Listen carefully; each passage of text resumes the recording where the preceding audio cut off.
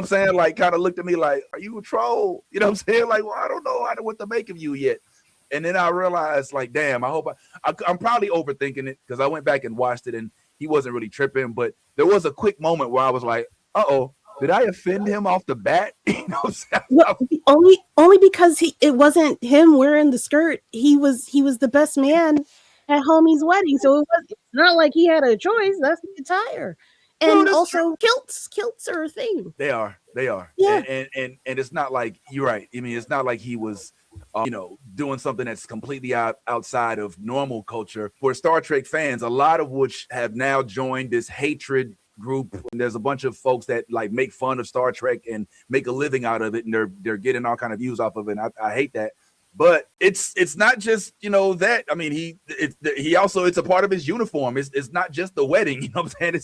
It's right, who he is.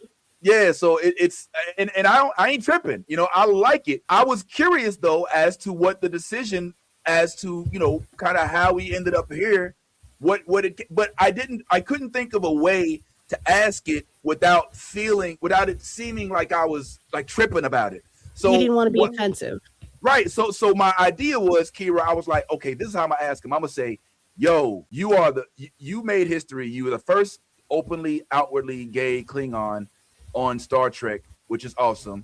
All right. And then I said, you're also the first Klingon with the best fashion sense of all Klingons, of all everybody. And we all kind of laughed and stuff. And so I was like, talk to us about the drip, talk to us about the locks, the jackets, the kilts. I kind of tried to throw it in there. You know what I'm saying? I tried to mix it in a sandwich. But I think all he heard was, why you be wearing a dress? You know what I'm saying? And I was like, man, that's not what I was trying to communicate. So he answered the question without answering the question. He's like, well, we all, we don't get to pick what we wear, so I just wear whatever. And I was like, okay, so about the kilt, do you get to pick it, or do they say, hey, here's what you got to wear? And he kind of got straight faced for a second, but then he started elaborating, and then I learned something. He does request the kilt. They give him the option. Do you want to wear pants on today's episode, or do you want to wear the kilt? And he says the kilt is just more comfortable. He says the pants are just too tight. And so I was like, thank you. That's all I wanted. I just wanted to know what it was. But I just felt so, because I try my best. I'm not always successful, but I try my best to not be offensive as best I can. And sometimes I fail, you know what I'm saying? But I try.